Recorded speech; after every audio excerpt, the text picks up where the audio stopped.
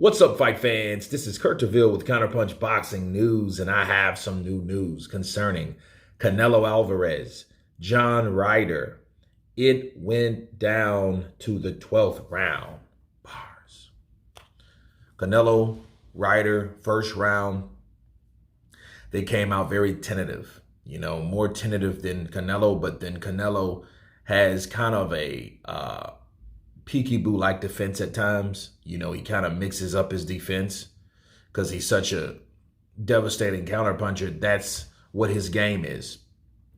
John Ryder, being a southpaw, was the same, but he kind of reminded me of Jermaine Franklin, but in the southpaw stance. He was ready to mix it up in the inside, but then, he stayed on the outside, which, with Canelo, it rather kept him safe for the most part. But one thing about John Ryder's not safe. He didn't play it safe. When it was time to go in, he went in. And I noticed the left uppercut he had success with Canelo.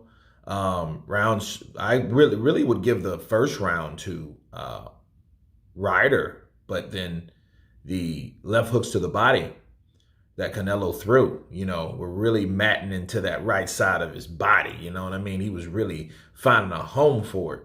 And I think Ryder, was coming in with the jab, that left uppercut started, and rounds 2, 3, Canelo started tasting that left uppercut, and I mean, you have to understand this is coming from a southpaw. So he's jabbing, he's coming right up the pipe, bow, and he would come in, then work the body, then Canelo would either throw a right to the body or a right, or overhand right, upstairs.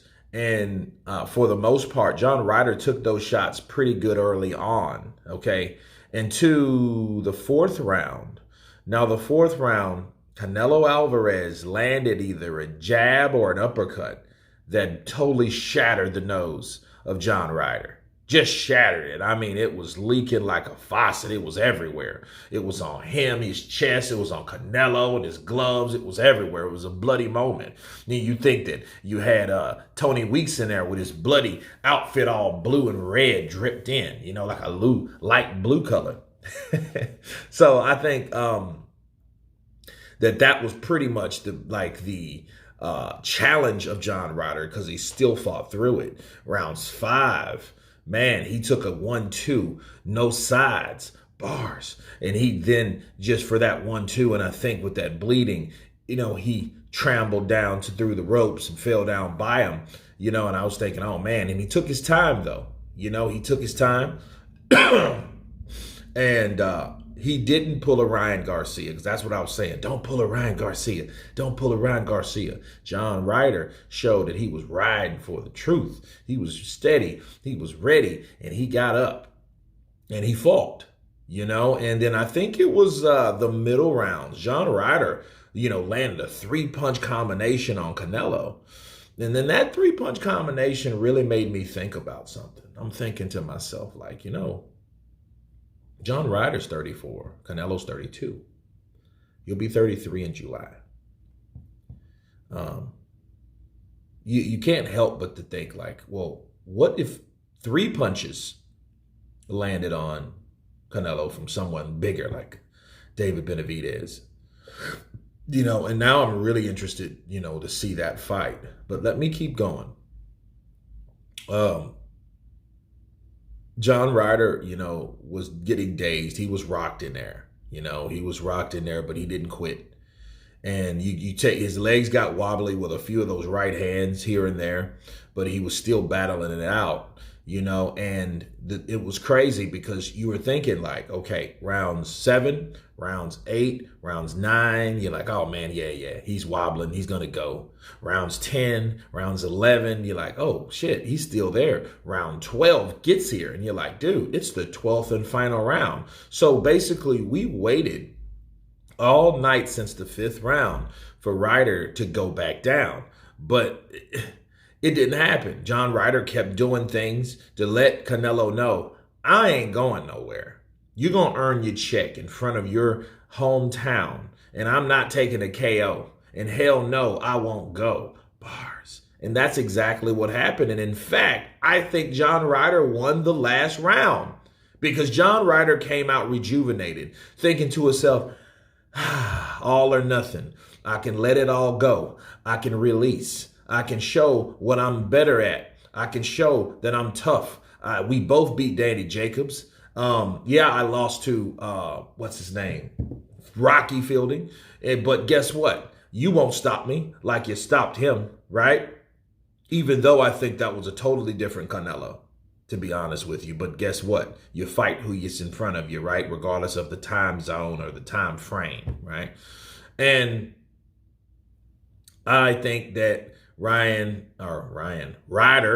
right, is a person that, is a hard, tough fighter, and he will give you that type of fight. You just got to stop him. You got to KO him. Or you have one of those refs that shouldn't really be in there, to be honest with you. They're too timid. These lighthearted refs, like I like to call them, that will stop a fight. Now, had that been in the UK and this was a British ref, oh yeah, he probably would have stopped it. One of those British refs would have stopped that fight by probably rounds 9. When they seen him stumble, one of those refs would have came in. But it just shows you, give a tough man or discern a tough fighter's heart. He earned his check. He went to the 12th round. He doesn't go home with his head down. Bars. He doesn't have to do any of that stuff. And he fought a good fight with Canelo. Now, you could say Canelo's not the same type of fighter. I definitely seen a difference between when he fought Fielding and when he fought Ryder. But I still think that Canelo is a pretty good fighter, but he's out of his prime. He peaked a while ago. Canelo's been fighting since he's been 15. 15 to 25, that's 10. 25 to 35, that's 20. This man has almost been fighting 17 years. And it depends on, I don't know, genetics, rest. Many factors depend on how well you keep your peak. Because your peak is when you're at your best. And when your peak is running out, because I just think the peak runs thin, year after year. And then to the point where, okay, there's definite changes in this person. Or a lot of people don't really show it based on how the opponents are picked. That helps a lot. That means it helps a fighter look a lot better than he really is fighting someone at this level. But Canelo, fought all those guys. He fought Callum Smith, undefeated. Billy Joe, undefeated. Caleb Plant, undefeated. Rocky Fielding, I don't know. I think he had 2 losses. I think he lost to Callum Smith, right? And somebody else maybe. But yeah, those guys were top-notch guys at 168 or coming from 160 to 168. Okay, so Canelo fought them all. So at 168, he's doing what he's doing, and that's where it is. And he went to 175 and he lost to Bivol, but Bivol is Bivol. You're so far a guy that's 5'8" can move up in weight unless you have devastating knockout power, which Canelo don't really have.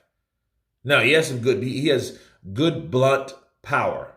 That's what Canelo does. And he can hit you, you can tell in his neck and his calves, you could generate some punches behind that, behind that frame. But he's not like a Davis or a Tyson. You know what I mean? He's not that dude. He's a very tricky guy, and like you seen, he was doing some tricks in there. He was, throwing that on through shooting that uppercut and, and throwing that body, and the body punches are very vicious, but I like the fight. I had a great time. I appreciate everybody that came by and stopped by in the live. But you guys tell me what you think of Canelo Alverez beating John Ryder, unanimous decision in Guadalajara, Mexico. Of course, please subscribe. And you guys been Counterpunch. Peace.